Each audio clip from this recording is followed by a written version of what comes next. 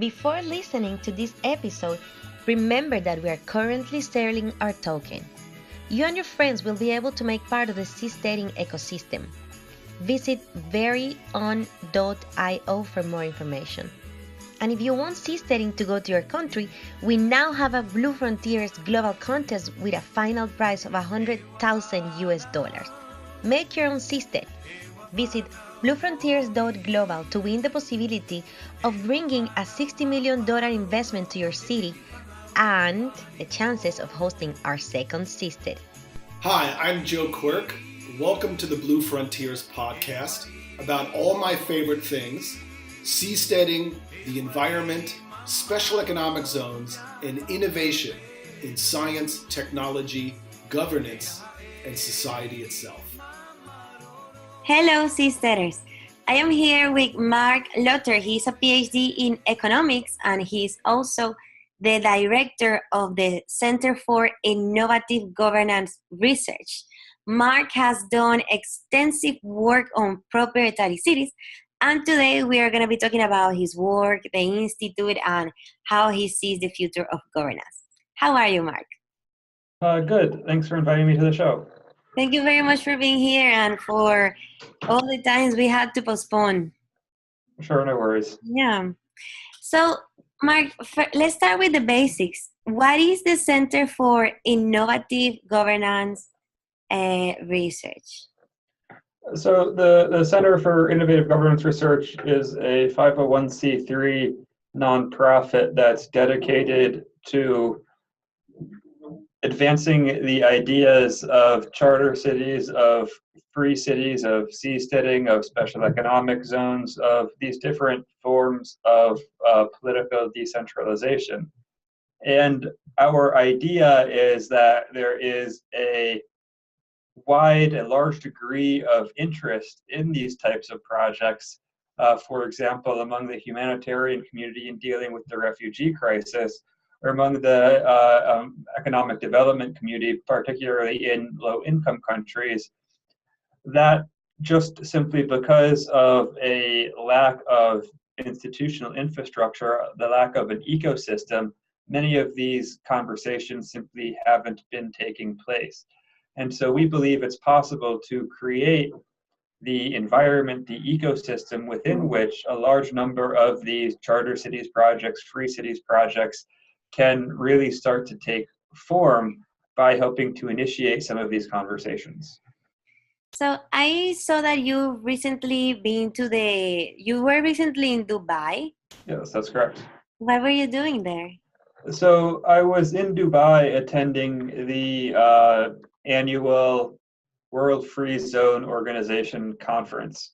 Okay. And it's the World Free Zone Organization conference. It's a relatively interesting group.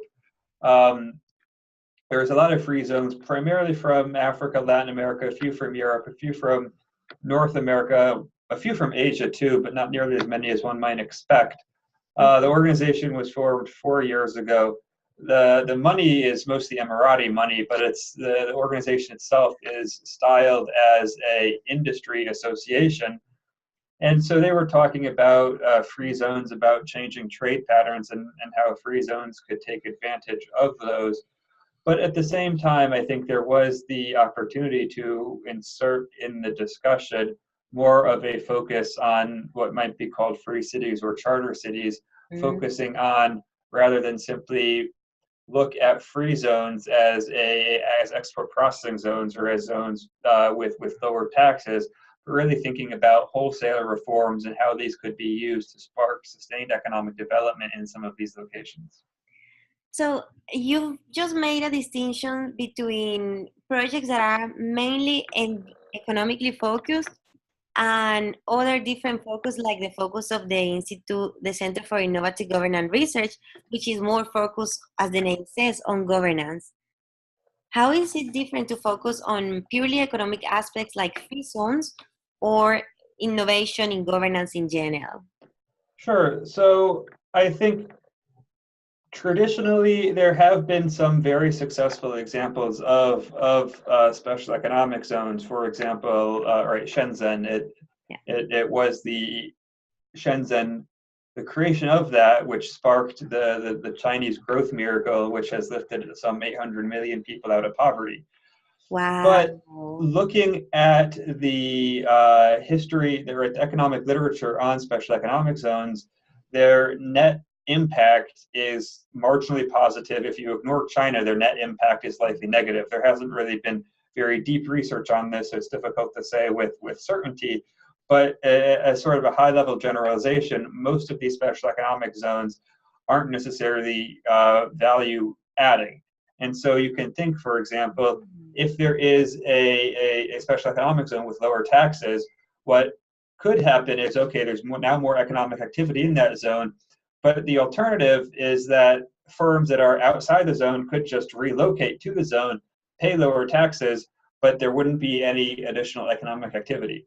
And so the idea is, this is not to say that some zone regimes have been very successful, others have been unsuccessful, and so the net impact is at best, as previously mentioned, marginally positive.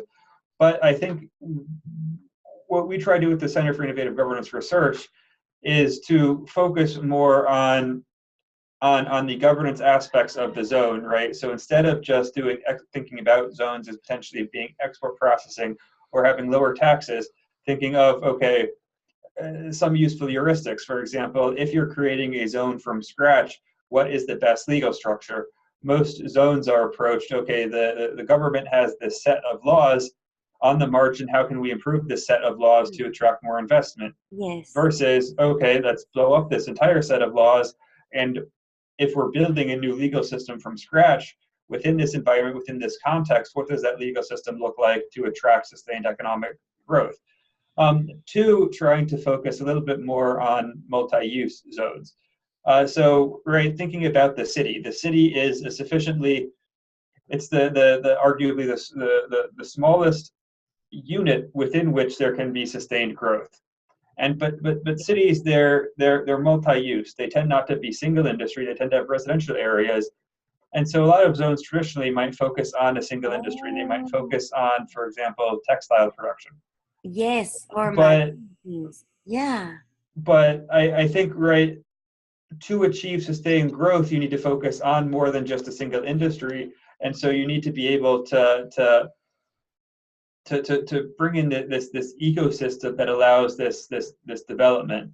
And I think a third important issue is the size of the zone.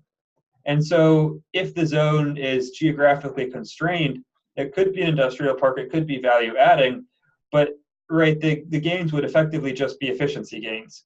So it might create these efficiency gains in the first few years, and then it would peak, and then this industrial park would be more productive than the rest of the country.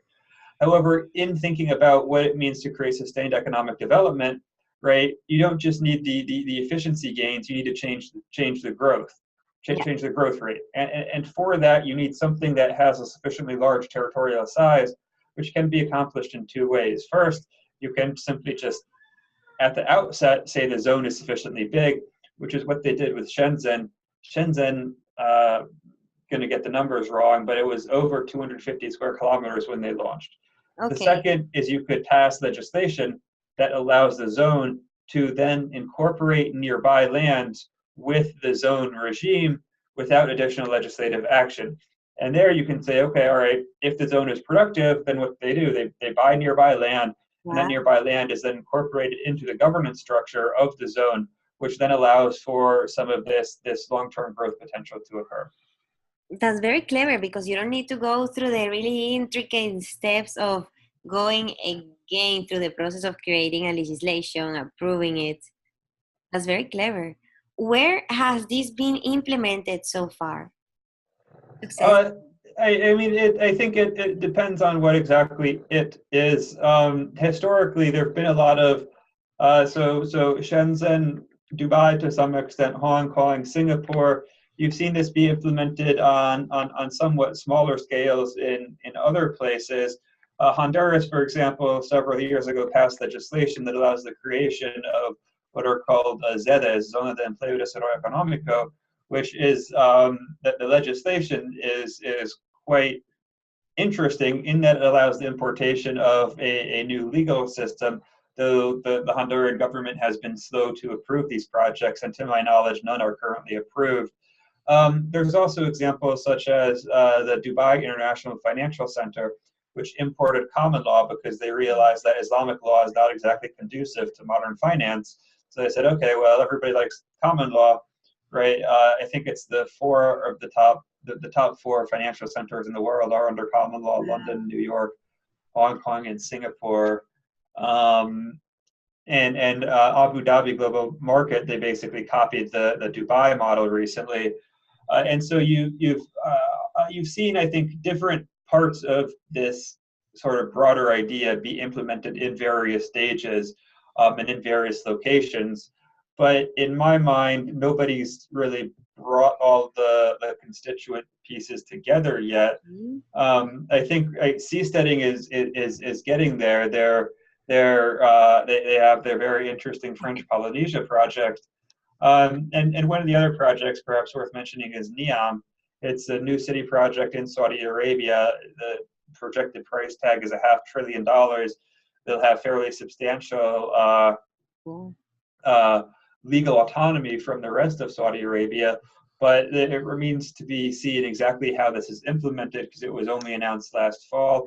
Also, I mean, I'm, to be honest, a little bit skeptical over the short to medium term stability of the Saudi regime given continued low oil prices. Okay.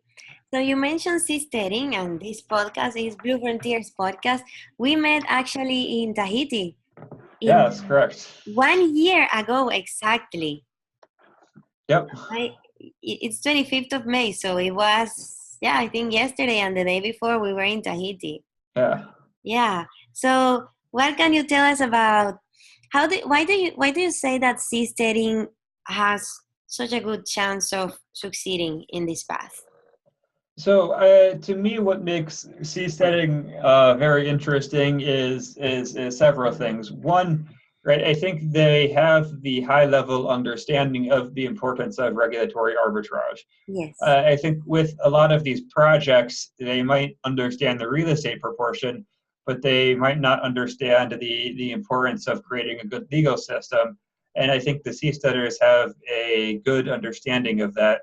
I think another thing that's publicity, right? In terms of, I think that when the Seasteading Institute was launched, they got very bad publicity. It was billionaires want floating islands to avoid paying taxes. Yeah. And they've since, I think, rebranded very successfully and are getting positive coverage in a lot of places. It's a very inspiring vision. And then I think one of the other interesting aspects that might differentiate seasteading from land-based projects is, I forgot what this is called. Patrick Friedman has a word for this, maybe dynamic geography. Yeah, dynamic geography.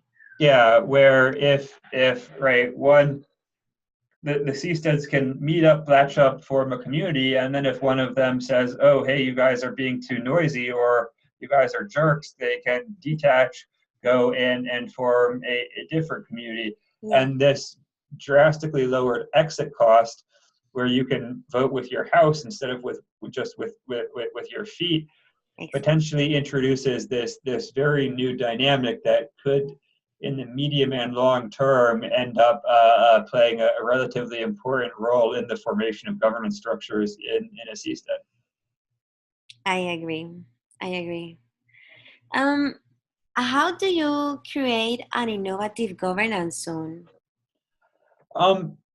So for context, the center isn't interested in creating these zones per se. The center is interested in creating the ecosystem within which these zones can be created. I think one of the reasons that people interested in these ideas haven't had more success in the past is because they've tended to put all of their eggs in one basket. And so, for example, Paul Romer, he does his TED Talk on charter cities. He has an opportunity in Madagascar, subsequently has an opportunity in Honduras. Both of them don't end particularly well.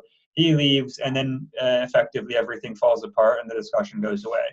Oh. And so our goal is to create the discussion, to have these ideas in the air such that people are inspired in their home countries to say, hey, this is a cool idea. Maybe I want to to start working on one of these projects.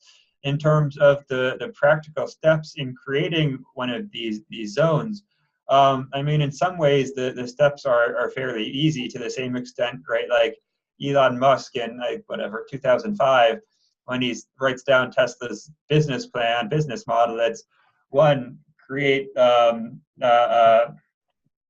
high-value sports car, use that to subsidize the R&D costs for a high-level sedan, use that to subsidize R&D costs for a mid-level sedan. Sure, that's easy, quote unquote, but right, in practice, it's very difficult. And so the high-level vision of creating one of these zone-based projects is you need the government to pass legislation that would allow for a sufficient degree of legal autonomy to justify a investment, to justify to be able to create jobs and generate growth. Two, you would need to create the legal infrastructure. So if government grants you that legal autonomy, then you have certain decisions to make. And these decisions might be done jointly with the government, depending on what the legislative process looks like. But you could see, for example, right, okay, you've got the decision to bring in common law, and then which common law do we bring in? Do we bring in British common law? Do we bring in American common law? Do we bring in Singaporean common law? You have other discussions such as, all right, how do we curate this? What is the administrative structure of the zone? Who has the decision-making rights? Is there democracy? If so, to what extent? How are those votes calculated? You have other questions such as how do you protect these zones against future expropriation from the host country? And then the third key component is the physical infrastructure. So you basically have what might be called politics, which is getting and sustaining the legal autonomy from the host country. You have governance, which is setting up the governance structure, which includes two things. One, what the initial rule set is for the zone, and two, what is the process by which those rules can be amended and new rules created. And then you have three, the third major aspect is the physical infrastructure, which is building out the roads, it's building out electricity, water, sewage, maybe some initial structures. And the degree of complexity and initial investment is going to depend on the location. And on a high level, there's two types of these projects, at least on land. You can imagine satellite cities which take advantage of much of the existing infrastructure. So you wouldn't necessarily need to build a power plant or an airport or a port. You could effectively just piggyback off those and simply offer a improved regulatory experience. Or you could actually create a new city, a la Paul Romer's version, where you find a greenfield site that's 100 miles away, whatever, from existing population centers. You'd probably want it to be on either on a port or on a trade route, and so you would want to look at to what extent is new technology affecting trade routes, and then perhaps take advantage of that, which is something that Dubai did reasonably well to an extent. Because for a long time, the natural layover when traveling from Europe to Asia was in Iran. It was Tehran. Iran has a relatively educated population, and so that was sort of the natural stopping point. And then what happened? Iranian Revolution. All right, you can't stop in Iran anymore. Dubai says, hey guys, like we're here. We're a relatively tolerant Muslim country in the Middle East. You can do some investment. It's a cool place. And flights started using that as the stopping point, and that was to a certain extent the spark that allowed Dubai to turn into what it is today. Wow, that is so clever, and so many flights today stop in Dubai. Yeah. Even when you go to French Polynesia, there are flights that stop in Dubai. Yeah. Wow. I mean, that's, I think when thinking about creating new economic centers, but one of the most important things to consider is what are the prevailing trade routes and how are those trade routes changing? And then depending on what the anticipated growth rate of the economic center is, you want to say, all right, based on current trends, we're going to hit a population of, I don't know, let's say 100,000 people in 5 years. And so we're sort of having a 5-year mark and a 10-year mark and looking at what the trade patterns might be in 5 to 10 years to take advantage of that those changing trade patterns and the potential growth because of that. Wow, that is extremely interesting. It makes me think of when you were telling me that one of the reasons why you decided to create the center was to, as you said, to build this ecosystem of knowledge, because in many cases, these ideas that are very forward thinking have been misrepresented. And you want to bring the research and the academic and the knowledge aspect to it so that we can share what they truly are and their benefits, no? Yeah, I think that's a good summary. So I mean, right, the center is relatively new. We had our formal launch about 2 months ago, but we have. I see our role as playing two important aspects. First is to get a lot of what might be called sort of the academic, more formal knowledge in place to create, to some extent, legitimacy and also to some extent know-how for these projects. And so, for example, regarding know-how, what does it actually mean to create a legal system from scratch, to import a legal system from a high-income country? And so Tom Bell, who I understand is one of the advisors to Blue Frontiers, is right. He's done a lot of work with ULEX, which is effectively curating common law. And I'm not a lawyer, so to be honest, I don't have a very strong opinion on what is the best mechanism of doing that. But I think it speaks to the fact that a great deal of research needs to be done in how has this looked like in past scenarios, to some extent, right, provide guidelines for these projects when they think, okay, I want to import common law. Well, here's 5 papers you can read on how these other things have done it or have done something like it. And so then you have an idea on the best mechanism to take those steps. Second, right, I think to a large extent, creating the legitimacy is important because, as you mentioned, traditionally these ideas have been, to a certain extent, misrepresented.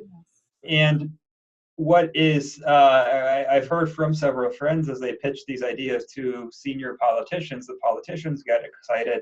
They go to their advisors. The advisors tend to be World Bank, McKinsey, Davos types, who then shoot down the ideas and say, let's get a special economic zone with slightly lower taxes, without realizing that these projects are much more than simply tax arbitrage, but really trying to get at the fundamental infrastructure of governance to create the system within which sustained economic development can occur. And then the other role we at the center see ourselves playing is to try to bring together a lot of these groups that could potentially be interested in these ideas. And so, for example, there's a lot of economists, development economists I speak to, who are sympathetic to charter cities. They could have criticisms here and there, but by and large, they think it's an idea worth engaging. However, they haven't engaged it, at least publicly, because you don't get career points for doing so. And so, right, Paul Romer, right, he's a Nobel laureate caliber economist, but when he had the idea of charter cities, doesn't publish it in an academic journal. What he does is he goes and gives a TED Talk. And I think that speaks to the fact that, right, at least the way the current economics profession is structured, it's difficult to advance, to gain value from having some of these discussions. Two, you have, right, I would say, I don't know, just guessing, right, 20% of unicorn founders in Silicon Valley want to build a city. I've had this discussion with multiple people, and it's, I'm building a war chest, so when I exit, I can go build a city. But they're not necessarily engaging some of the development economists. So, all right, get these groups start talking. Three, you have some fairly high-level politicians, for example, Gordon Brown, Anne-Marie Slaughter, George Soros, not a politician, who have been weakly supportive of the idea of refugee cities. And so it might be a line or two in a op-ed that says something like, okay, we need economic zones for refugees. They haven't thought through the idea, but it's something where I think if you blow up the proposal, put it in front of them, let them take credit for it, you can see fairly substantial action relatively quickly. Another group is these new city projects. There are dozens of these new city projects around the world. These are multi-billion-dollar real estate projects. The proper term is probably a satellite city, where they're creating real estate for 100,000 plus people that that and investing several $billion in the infrastructure, but most of these projects are not or are barely thinking about governance. However, right, in terms of, okay, you're investing $3 billion in real estate, you can probably spend 10 million to improve the business environment, which could have fairly substantial impact on the land prices. So there's really this natural constituency for what these projects mean, how they have growth potential. And right now, what I think a lot of the past challenge in getting these ideas out there has simply been a lack of communication within these different groups, because to a certain extent the conversations get siloed. So you have everybody in Silicon Valley talking to everybody in Silicon Valley. You've got the economists talking to the economists. You've got the European humanitarians, politicians talking to humanitarians, politicians. You've got the new city projects. They're not really even talking to each other. Yeah. But I think by initiating some of these conversations, they're all sort of pawing at the outside of this idea with their own particular perspective. But I think these projects can be very rapidly accelerated simply by initiating some of these conversations and getting the economists to tell the new city people, by the way, you might be able to improve land values by 20% with an improved legal system. Or getting the European politicians talking to the new city people. The European politicians are like, oh wait, some of these projects have a lot of skills that would be relatively easily transferable to refugee camps. Yes. And then we can bring in some special economic zone consultants or something, to maybe create this governance structure. And so what we want to do, in addition to creating the intellectual as well as the sort of practical advice case for these projects, is to actually get some of these players in the same room as each other to get the discussions to start happening, such that we can really see the ball rolling on these projects in a way that unfortunately over the last 10 years it hasn't happened to the extent that some of us might have hoped.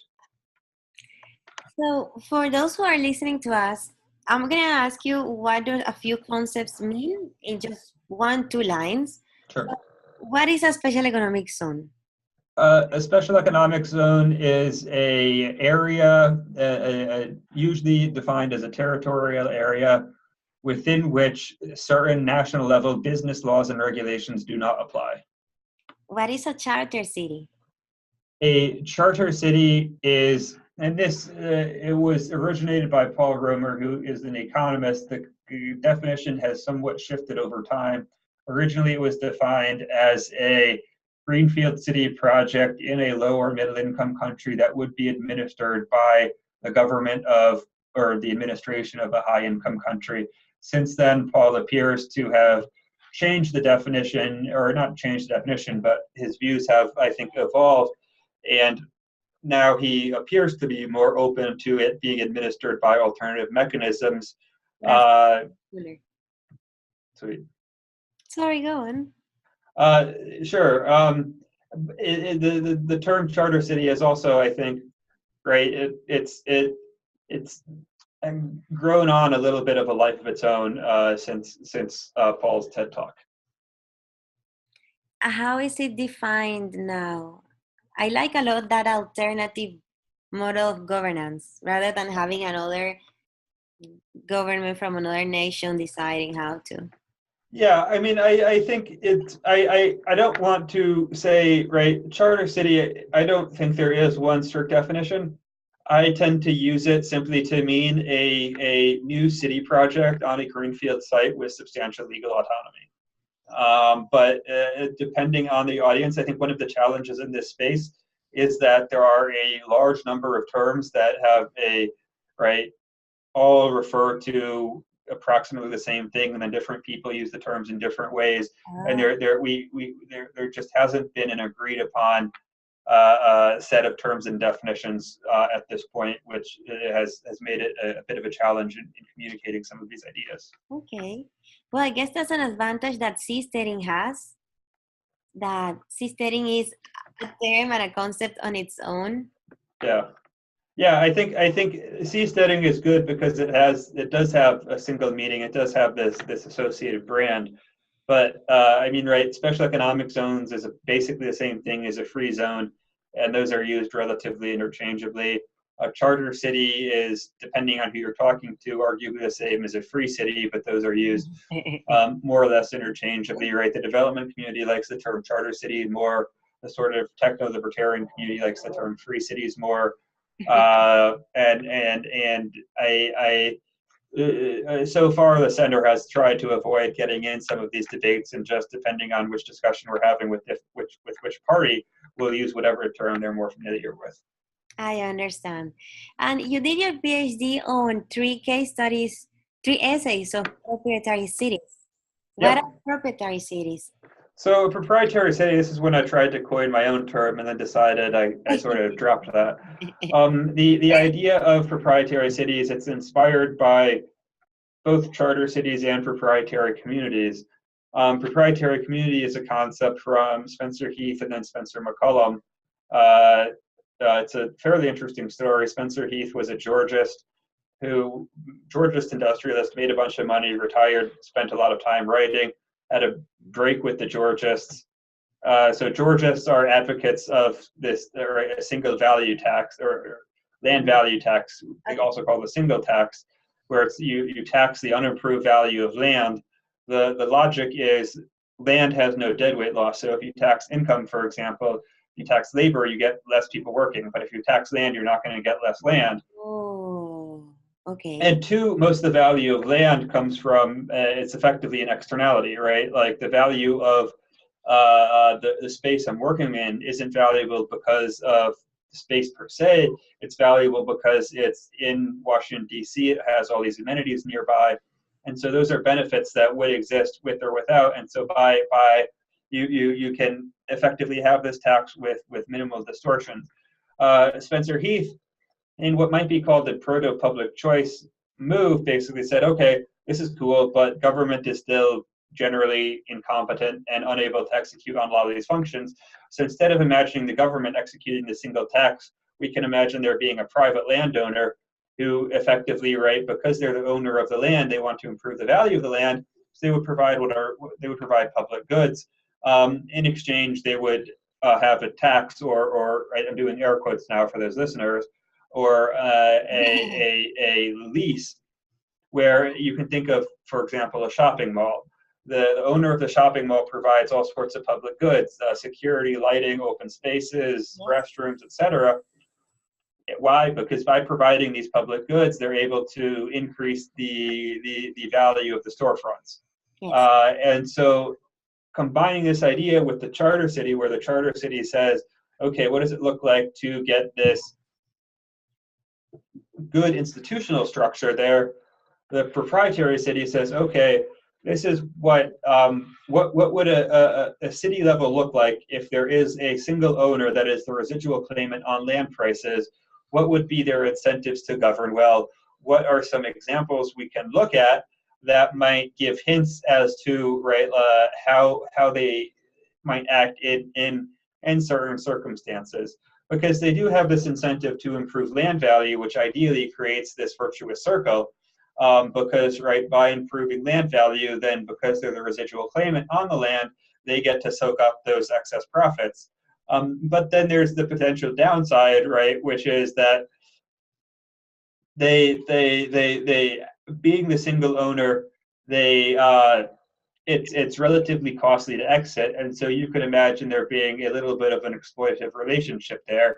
And so in my dissertation, what I did was try to, develop this concept broadly, link it to several other ideas in economics and development economics, and then two, look at semi-analogous case studies where there were natural territorial monopolies, and see how those monopolies acted, and whether it was in a predatory manner or whether it was in a more beneficial manner. And the evidence was generally, I wouldn't say strongly supportive, but weakly supportive of the idea that natural territorial monopolies generally do appear to be welfare improving in low and middle income countries. How interesting. Which was these two cases that you exactly looked at? So I think looking at two cases is a little bit more specific. What I did was one of the examples I looked at was private water provision mostly in middle-income countries. There's been a fairly amount of there was a lot of water supply systems were privatized mostly in the 80s, some in the 90s in a lot in Latin America, Yeah. and there were a lot of studies on that, and by and large, the general evidence was regarding those systems that there were improvements. Improvements weren't huge, but they were meaningful, and it's relatively challenging because a lot of this has to do with to what extent is the oversight of these projects successful, and they're not exactly analogous to a proprietary city, because in a proprietary city, if you're talking about a lower middle income country, there's much higher growth potential because you can see land, for example, in Chicago, the first 100 years of the existence of Chicago, the land value in Chicago increased 30,000 fold, right? 30,000x. And so because of that, if you're still at the like low end of the income spectrum, low end of productivity spectrum on land, there's such tremendous gains. It's not exactly analogous to water supply, but there are some lessons you can draw. Also, for example, looking at how public airlines are run versus private airlines, and trying to understand, okay, what there are no proprietary cities in existence, but we can look at examples that have some of the same characteristics and try to draw lessons from some of that. Another interesting example is Disney World. Disney World does have a fairly substantial degree of legal autonomy from the state of Florida. They, for example, have their own water drainage district there, and my memory might not be 100% on this, but they have I believe they are basically exempt from zoning codes, from electric codes, from fire codes, and yet, I think I'd feel much safer. I haven't been, but I would presume I'd feel much safer at Disney World than in a lot of apartment complexes in Florida. Why? Because if Disney World messes up, if somebody is hurt or dies, they lose a lot of money. Yeah. And so at least in that example, in that scenario, it to a certain extent makes sense for them to be exempt from some of these legal licensing requirements, because there's such a clear relationship between their bottom line and their ability to provide these goods and services. And that, I think, is an indication that this idea of a proprietary community is at least should be taken seriously and should be considered in thinking of how to construct new communities that can have better governance systems than the currently available alternatives. Yes. So when we were talking, I think it was in December, about this subject, you also mentioned as one of the advantages of private governments the possibility to have better dispute resolution mechanisms. Can you deepen a bit on that? Sure. And so first, I think for the center, we don't necessarily advocate for private governance per se. My personal opinion is that private governance is one of the potential governance models in this basket, and we should have experiments, see which ones work best, try to improve them, iterate, etc. I think that private governance would likely win out, just because if there is a giant pot of money, then it seems likely somebody's going to take advantage of that. And I think the potential returns from private governance, just that incentive structure makes it more likely to see the sort of investment, to see the energy, to see the attention to make the projects successful. But if there's a project or two that end up being very poor with the private governance model, then I'll update my priors and adjust my relative belief in what the optimal governance model looks like. At least, and also just as a caveat, optimal governance model is probably the wrong term. Generally, I think we should think in terms of constraints and context instead of thinking of what is the Platonic idea for governance. We should think of what are the relative constraints that face these different societies at different points in time, and try to construct governance systems that best reflect that. So, for example, the best governance model for France today is very different from the best governance model for France in 1938. But to your question, in terms of what does it look like, what are some potential models for dispute resolution?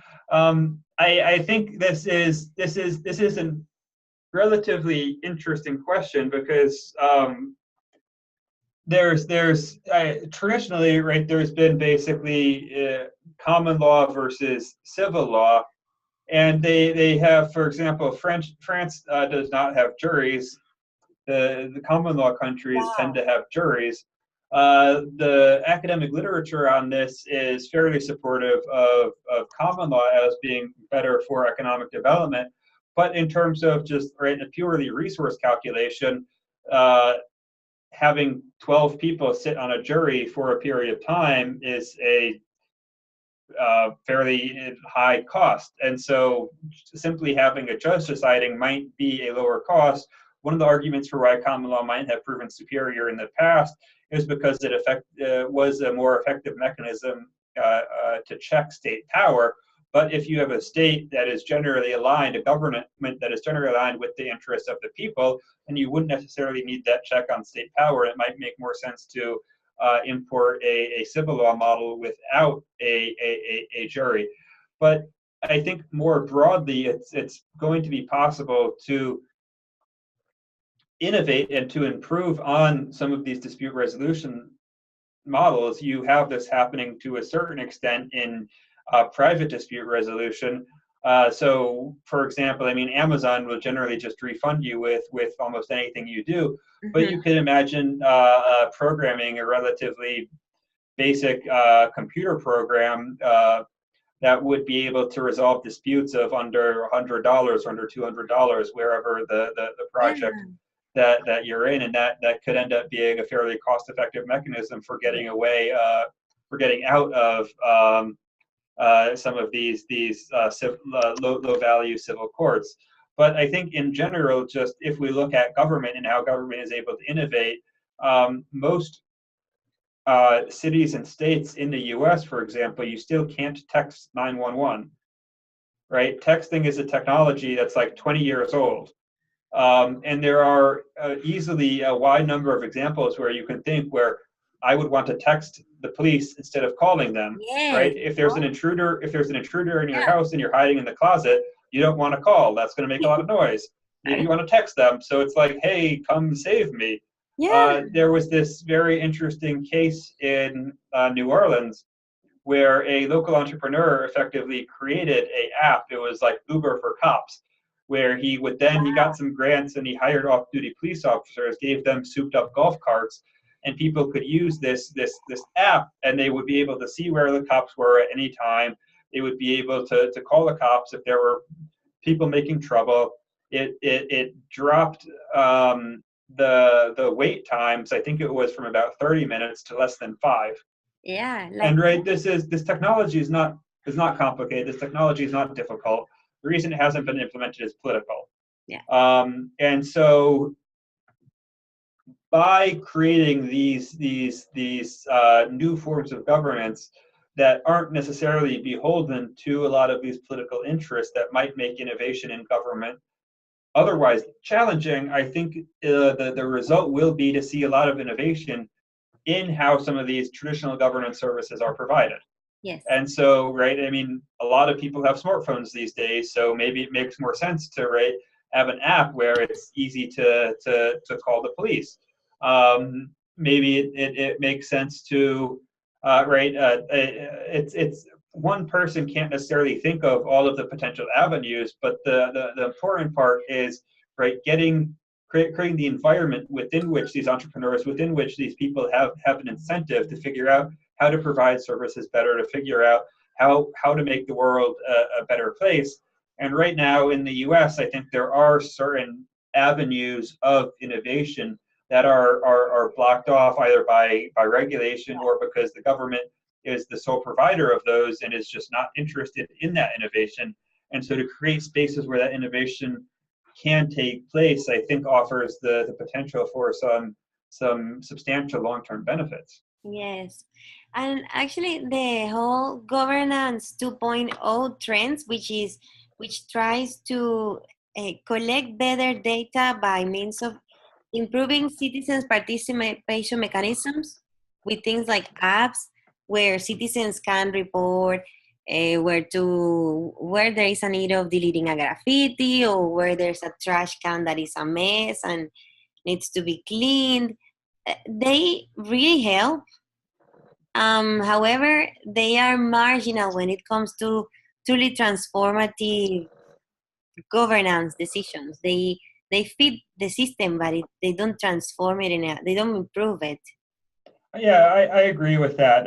There's a lot of talk about smart cities, and I mean, smart cities to me are interesting, but they at best have level effects, right? It's basically saying, okay, how can we make traffic flow better? How can we allocate police resources better, right? All right, great, we should do these things better.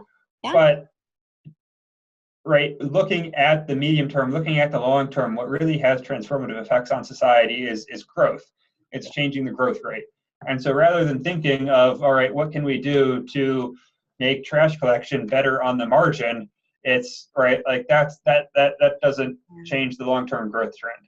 Yeah. But I think in terms of thinking, how can we create a governance structure that creates this incentive for innovation that can truly change the long-term growth trend, and that's part of the reason why I'm so excited about these projects.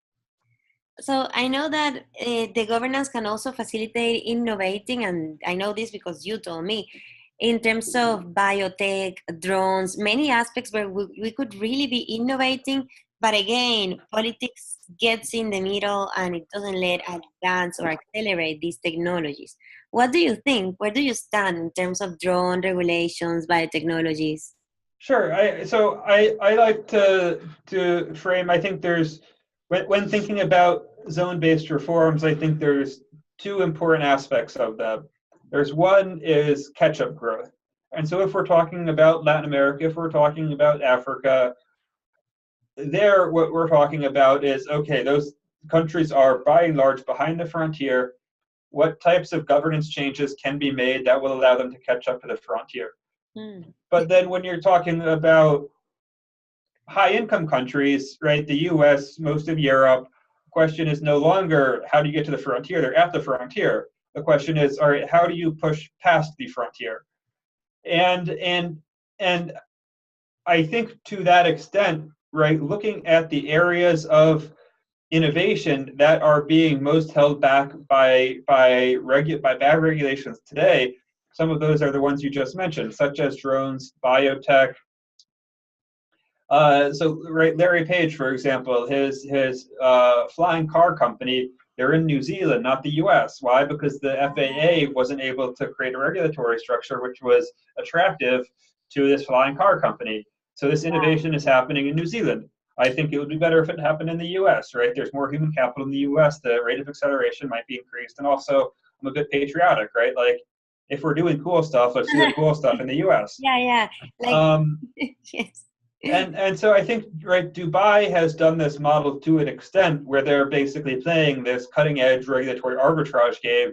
But I think there's a great opportunity for potentially doing this in the US. Mark Andreessen, who's a Silicon Valley venture capitalist, he had this very interesting essay, it's like 7 years old now, Turn Detroit into Drone Valley, where he makes this argument that Rust Belt cities could be revitalized by creating regulatory frameworks within which cutting-edge research in these different areas could take place. You can also imagine in Mexico or perhaps Central America, a city being created that allowed some of this innovation that is currently just being slow or banned in the US from taking place. So, I mean, crypto is another example. Crypto is hot, crypto is big, but right, what does the optimal crypto regulatory framework look like? And because it's so mobile, it provides a opportunity for some of these smaller countries to really take advantage of these large capital flows. Exactly. So what role does seasteading plays there? What drove seasteading where? Yes, so seasteading is a very cutting edge technology in many ways. Yeah. Well, technologically, economically, politically, financially, in terms of the funding, societal, community, environmentally, so many different aspects. Yeah. How do you see that seasteading can push societies or can transform how societies innovate? So I think for me the short-term play for seasteading is to some extent what we were just discussing on this regulatory arbitrage, right? At least in French Polynesia, it's part of the EU, so you have access to the entire human capital market for the EU. Is it possible to create a regulatory framework within which some research that can't legally take place in the EU could take place on the seastead? So maybe some, right, like biotech innovation or something like that. And so in the short to medium term, I think one of the potential plays for seasteading is to create this regulatory framework that would be able to accelerate the development of some of these technologies that are currently being held back by an outdated regulatory system. Long term, when we're talking about, all right, hopefully it gets to this point of floating cities on the ocean, then I think there's a whole host of other things that can happen. I mean, not just the sort of cutting edge innovation. They might be able to provide, refuge for climate refugees. But more broadly, I think they can introduce this aspect of competition into the provision of governance, such that because seasteads ideally are mobile, then this starts putting pressure on governments to provide their services better, to be less predatory, to really step their game up in a way that they unfortunately haven't been doing so over the past few generations. And so by introducing this sort of, right, this new frontier, this new exit, this new outlet, then it puts pressure on existing governments to get their act together in a little bit of a better way. And so it ideally then can provide a mechanism to improve the worldwide functioning of governments everywhere. You are familiarized with many projects, many cases, many regulations around the world of everything we've talked about, special economic zone, charter cities, even let's use your own term, proprietary cities. What would be your ideal location anywhere in the world for a seastead? I know you're a very big fan of Dubai. Dubai is interesting because they've largely, in my opinion, solved the political problem. So everything is effectively a technocratic challenge. I think it really depends on, to me, the primary constraint for these projects is getting the politics right, is getting a country that's willing to pass legislation that allows you to create the sea zone. And so, I mean, the sort of, I think, high-level constraints I would look at when locating a sea zone, but this would also apply to any one of these projects, is basically twofold. It's one, where in the trade routes, what are the current trade routes, and how does it fit in with those trade routes? And so, all right, because I think that provides a to some extent, right, like natural value add if it's on those trade routes. Actually, so I think I said two things, so three things. Two, population possibilities. It's a little bit different for seasteading than it would be for land-based projects, but I think that in general, you want these projects to scale up as rapidly as possible. So you would want a large potential population that would be able to move to the projects. Yes. And then the third and most important would be the politics. Is there a host country that's willing to play ball, that's willing to grant a wide degree of autonomy, that's willing to support the project, where the risk of future political expropriation is relatively minimal? Can you find a country that fits in those criteria? And if they're willing to pass that legislation, then that is the, I think, most natural fit for where to locate either a seastead or one of these other zone-based projects. I love it. Would you move to a seastead? Depends where. Would you move to assisted? There's one of our team members, Nick, one of the co-founders. He wouldn't mind assisting in Antarctica. I don't want to move to Antarctica. I like living in DC. I mean, right, my constraints for living, I want there to be basically a large population of people who have relatively high human capital who are relatively interested in things that I'm interested in. Okay, that's why you gravitate a lot to Silicon Valley. Yeah. And so if a seastead is able to create those conditions, and also I don't want it to be too far from everything. I travel a lot, and so if I increase, right, every flight has an extra 3 hours to get somewhere, that's a relatively big negative for me. And so when I'm thinking about where to live, whether it's a seastead or somewhere else, those are the constraints that I think about. Okay, awesome.